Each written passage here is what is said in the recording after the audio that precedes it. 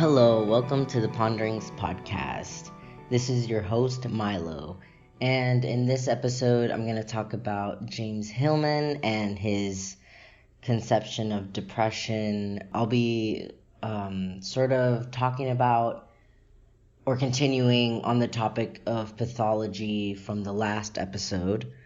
You can find this podcast on any podcast hosting site such as Apple Podcasts, Google Podcasts, Spotify, Podbean, Anchor. You could also find this podcast on YouTube under the name Ponderings. But yeah, this is a philosophy podcast. I talk about philosophy, cognitive science, psychology, mostly philosophy of mind and process philosophy. Most of the things that I talk about will have that process philosophy orientation or encompass that, because that's sort of the philosophy I mostly ascribe by, is a process philosophy, not a substance ontology. And real quick, difference between substance and process. In substance ontologies, most of the time it'll have a sort of bifurcated or a divided view of nature and mind, body and mind, or it'll look at things as being objects outside of us, or the person being an object, or the person or the organism being a machine.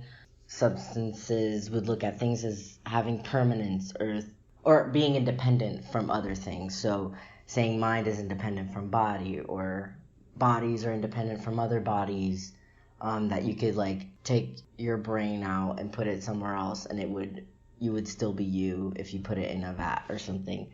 That would be sort of substance ontology, because it's stating that there's independence for objects or organisms without their environment, without their situated environment, without their relations, that they have their own independence. And on the other hand, a process ontology would be like, there's no substances. Everything is a process. Everything is a relation, and it emerges out of relations, and it's an ongoing process of becoming for everything. The organism that you are is constantly undergoing complex processes that make up your subjective unity, which is also always changing moment to moment. It's also impermanent. So everything in a process ontology is impermanent, but it's also made up of everything in its history. So it's not completely empty. It's a creative advance. It's a amalgamation of all of the past processes, and it continues to sort of evolve.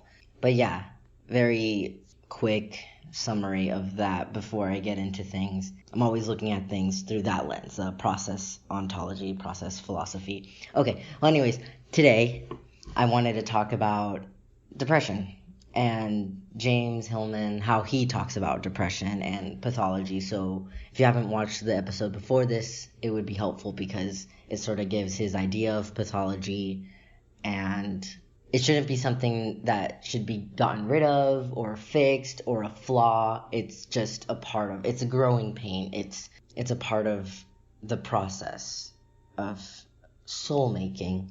And for Hillman, again, he doesn't see soul as this independent thing or this thing inside of our body, or it's more of something that has to do with our imaginal realm. We can think of the imaginal realm as being made up of cultures, media, just all of the ideas that influence our everyday lives, our habits, our customs, and the metaphors we live by, basically.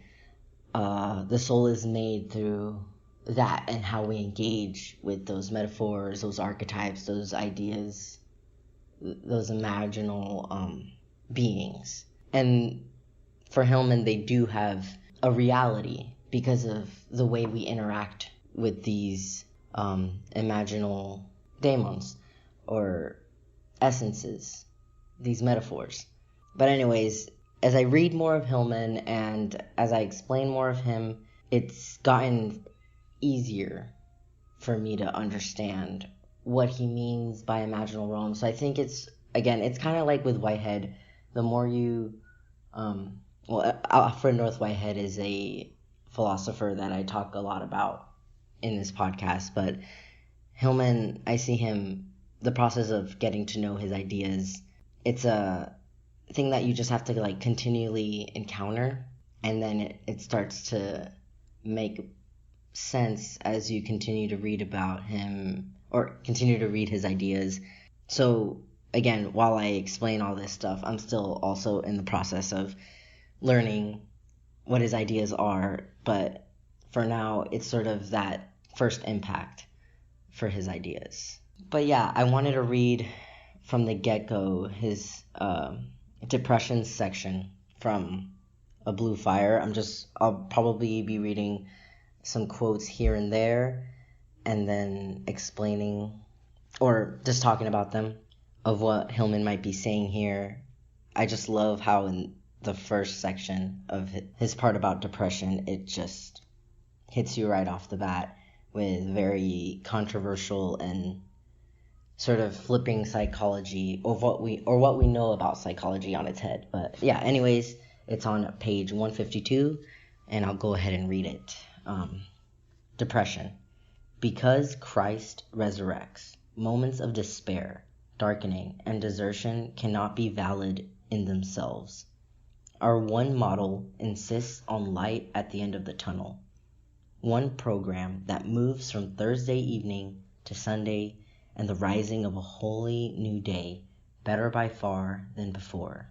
Not only will therapy more or less consciously imitate this program in ways ranging from hopeful positive counseling to electroshock, but the individual's consciousness is already allegorized by the Christian myth, and so he knows what depression is and experiences it according to form. It must be necessary, for it appears in the crucifixion, and it must be suffering. But staying depressed must be negative, since in the Christian allegory, Friday is never valid per se, for Sunday, as an integral part of the myth, is pre-existent in Friday from the start. The counterpart of every crucifixion fantasy is a resurrection fantasy. Our stance toward depression is a priori, a manic defense against it. Even our notion of consciousness itself serves as an antidepressant. To be conscious is to be awake, alive, attentive, in a state of activated cortical functioning. Drawn to extremes in consciousness and depression have come to exclude each other, and psychological depression has replaced theological hell. Aside from, before I get into it, that's something I love about Hillman is how poetic he is, especially coming from a Catholic background. I can relate to this passage. But if one is not familiar with Christian mythology, here he's talking about when Christ is crucified, how it is practiced is that Christ dies on a Friday on the cross, and then, but you know that there's been prophecy that on the third day after that crucifixion, he will rise from the dead. And that's sort of the prophecy. So even knowing that he's crucified and knowing that he is dead, he's not really dead because he's going to be rising in 3 days. There's, the two testaments in the Bible, the Old Testament gives prophecy to this occurrence. But anyways, he says that we still live by this myth, even if science and psychology proclaim themselves to be atheists, they are still living by these metaphors, by these myths of resurrection, of the fantasy of health or the fantasy of wholeness.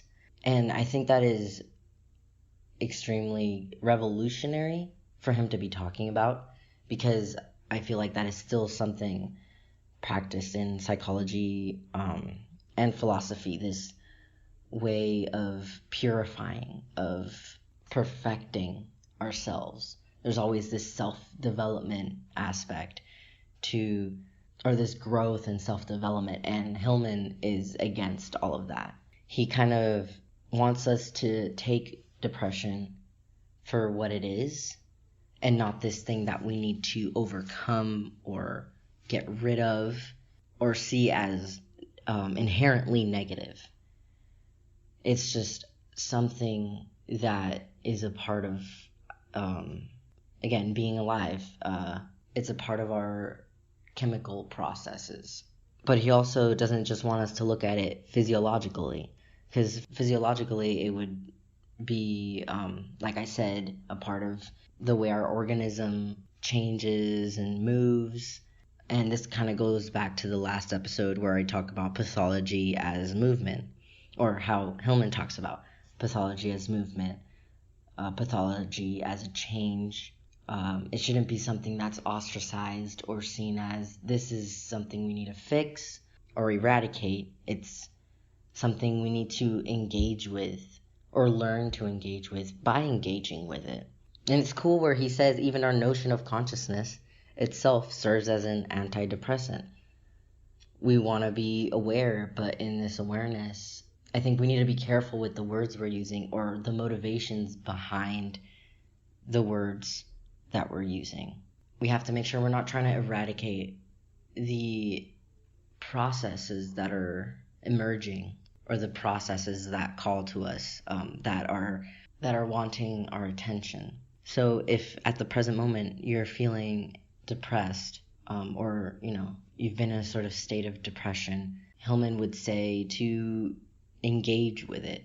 And there's no right or wrong way to engage, but the point is it's to get to know what is coming up and not to see it as something that needs to be eradicated or fixed or have a hope that it's going to go away. And I think that's the main thing too, is the hope, or the, I'm working towards a day where I'll be able to have more control over this or that. It's like that hope is a fantasy. And it's a fantasy that has been perpetuated by the Christian myth and also other egoic or hero myths. And all these things have their place, of course. But when we're talking about pathology or depression, we need to set aside these hopeful or extinguishing motivations and engage with the pathology or engage with the depression rather than hope for it to go away, as in the Christian myth. He even mentions it here. He says, even though the Christ myth is supposedly no longer operative, tenacious residues remain in our attitudes toward depression. Depression is still the great enemy. More personal energy is expended in manic defenses against, diversions from, and denials of it than goes into other supposed psychopathological threats to society, like psychopathic criminality, schizoid breakdown, addictions. As long as we are caught in cycles of hoping against despair, each productive of the other, as long as our actions in regard to depression are resurrective, implying that being down and staying down is sin, we remain Christian in psychology. And I love this. Again, he's very unafraid to be blasphemous in a sort of way, or to call out what he's seeing in psychology or in the sciences, that there's still these residue of substance ontology or the Christian mythology. There's still residue of these allegories that play a huge part, like in the fantasy of wholeness or health, of perfection, of purification. It is a sense of a need to purify, a need to clean, like for cleanliness, of hoping against despair. We're always hoping against the pathology. And here he reminds us that to feel something thoroughly does not mean to be it thoroughly. He doesn't want us to take these feelings literally. He says that that psychology now has a worship of feelings, taking these feelings literally, taking them personal. He advocates for a depersonalization or a dehumanization, and it's not in the sense of making us objects, but it sort of plays into his polytheistic approach, where instead of us in being in charge of these emotions or these events, these experiences, these relations, we're rather engaging with multiplicity in the universe. Depression occurs, and we're engaging with it, and we're engaging with that perspective, but we don't take it literally as in this is who I am. Again, who we are is a conglomeration of all of our past events, all of our past experiences, as well as history and cultures and our situated environment. Who we are is embedded and situated in our environment and in all the different cultures and influences. So we can see these as influences, and taking that approach, that's why he leans into that polytheistic or archetypal way of viewing psychology, where we're seeing all these emotions or these pathologies as a lure from gods, from archetypes, from different essences, from different metaphorical beings calling for us to engage with them, to participate with them. Because to try to hope against despair or to try to eradicate, we are suppressing what is there. We're not getting rid of it, we're just repressing it, we're suppressing it. It's still there, we're fighting against it. So a way to not fight against it is to work with it, right? And not work with it for the goal of getting rid of it, but again, not taking it literally. Here he advocates for, I like how he says, how do we engage with this depression, or how do we not take them literally? He says on page 157, look, when you get depressed, it belongs to you, and you can't help but feel it thoroughly, unless you take pills or go into a manic defense. But you don't have to be identified with the mood. You can live your day in a depressed style. Things slow down. There's a lot of sadness. You can't see over the horizon, but you can notice all of this, recognize it, and go on. You can find ways of talking from it, seeing the world through it, connecting to people without covering it. A sigh immediately produces a sigh in the other person. Did you ever think what a relief to be with someone who knows how to live in the depression without being it? Depression lets you live down at the bottom, and to live down at the bottom means giving up the Christian thing about resurrection and coming out of it, light at the end of the tunnel. No light fantasy. And then the depression at once becomes less dark. No hope, no despair. That message of hope only makes hopelessness darker. He describes the different states that come up or that relate to depression, the emotions that go with it, the emotions of bottoming as reluctance, loathing, sadness, mourning, inhibition and closure, lethargy, these oppressive, suppressive states. It's a different perspective to have, or it's a different state of mind that we can again engage with. He says that this state, it drives us to the borderlands, the borderline condition of emotional ambivalence. It's to the inmost void, the furthest limits of the mind. Again, he's calling for us not to take it literally, not to interpret it, but to live your day engaging with that perspective and not have the light fantasy or the Christian myth fantasy sort of suppress it, having that manic defense against it. And he also talks about the fact that these pathologies, these afflictions are or can be considered a way of being in the world. Again, this is something that is inherent in our experience. There is a way of being in the world that is light or, harmonious, but then there's also ways of being in the world that would be considered afflictions, pathology, depressive states. These states, they're just as much valid or right in themselves as harmonious states. Harmony is not the end-all be-all. The universe, the way we as organisms are organized, we are in constant movement, we're constantly differentiating from other things. We're constantly in a relation with the environment, with other organisms, and we're constantly dying and being born again. But again, here is the piece, that dying, being born again, as a complete phrase, it's again living by that Christian myth, because we're focusing on the entire picture. But Hillman, he doesn't want us to look at it as a linear progress. So we're dying and then being born again. So think about like cells, every 7 years, our entire body is renewed. But it's not that simple. If you, look at it more detailed in like scientific literature or in biology, it's not that simple that exactly every 7 years. And it's also a process that is always ongoing.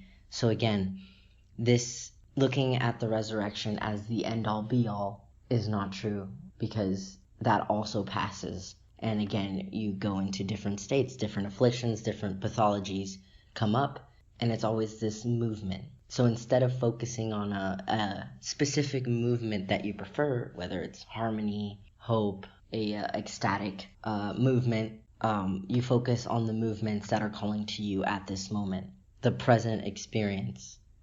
And present is such a word with baggage now, but the phenomenological experience at this moment and each moment that comes afterwards. You want to pay attention to the phenomena that are in your midst and not be hoping for the ecstasy or the mania or harmony, as that's the state that I want to be in, or that's the state that is pure, that is good. Every state is just a movement. It's a part of the process. There is no goal. It's not linear. It's circular. The way our bodies organize is a very circular fashion. It's linear in the sense that we're affected by we continue to sort of build upon past experiences and history and culture and all that, but in the particular sense, it's very circular. There isn't an endpoint in the narrative. And even so, the endpoint is not harmony. The endpoint is, at least in the organism's sense, it's a decay. It's a bottoming. It's a going down into the depths, the void, when you're nearing death. You're not ecstatic. We shouldn't be viewing these things as good or bad, or that, but afterwards you see the light, and afterwards there's heaven, or afterwards there's this or that. It's seeing bottoming for what it is. In addition to seeing affliction as a way of being in the world, this way of being in the world is, he would liken it to a wound, or a way of bringing awareness to the fact of limitation. He says here, the limitation is not imposed from without by external powers, but this anatomical gap is an inherent part of me, concomitant with every step I take, every reach I make.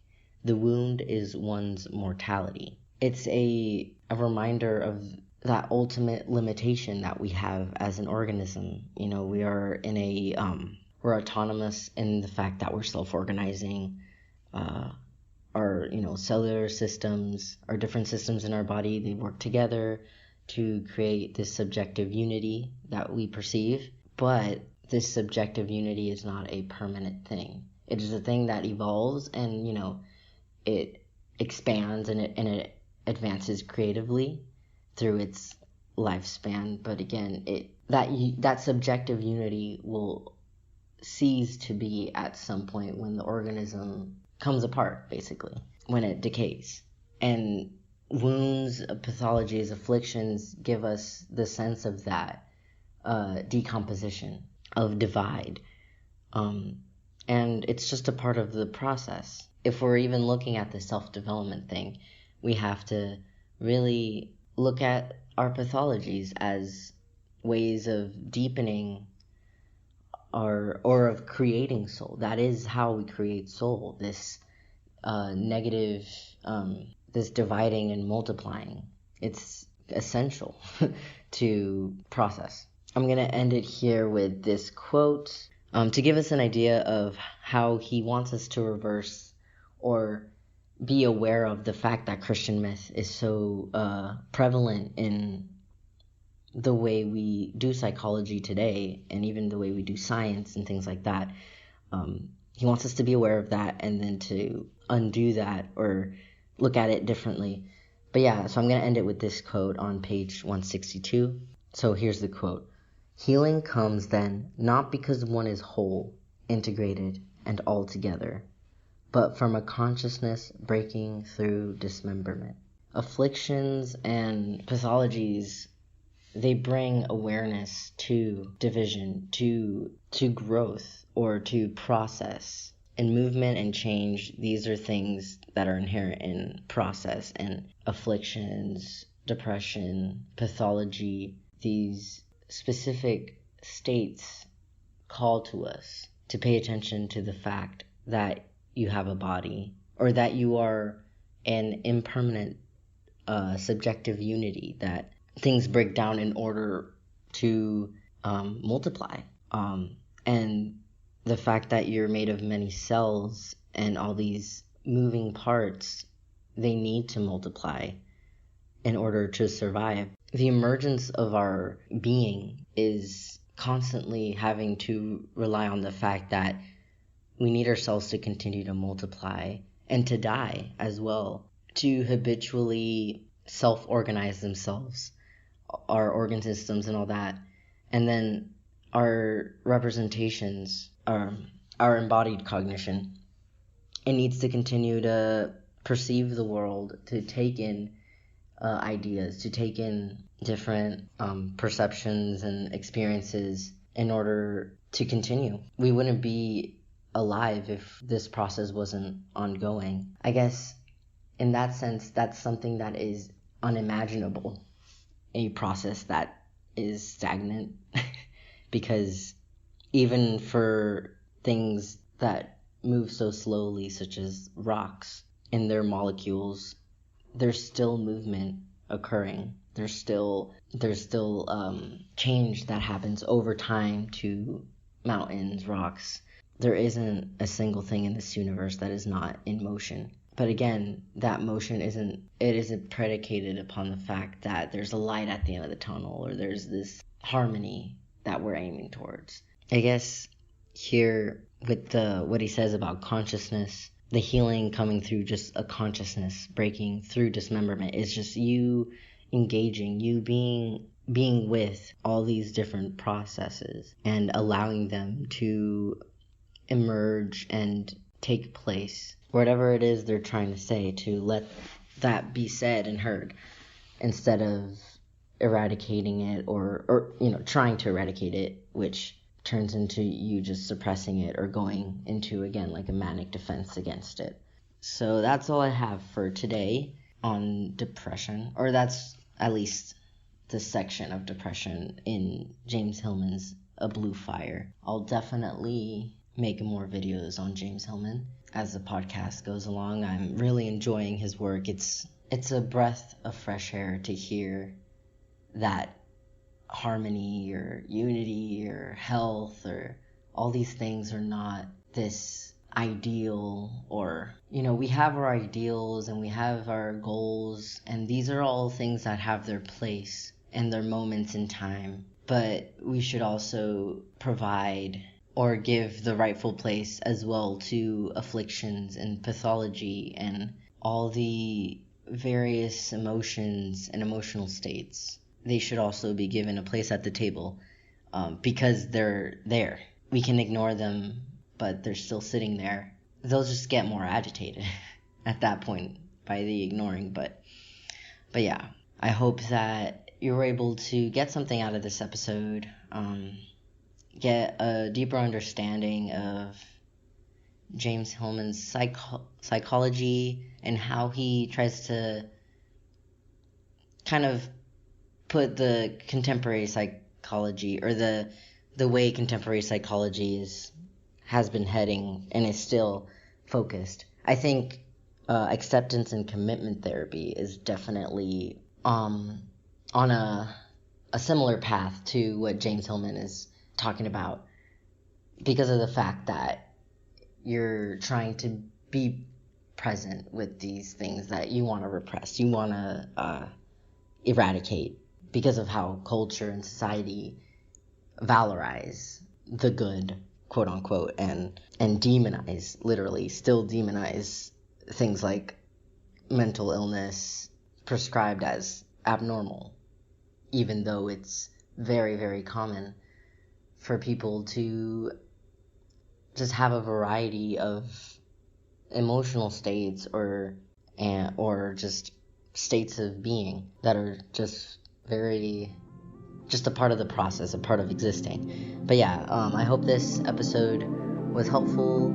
Thank you for listening, and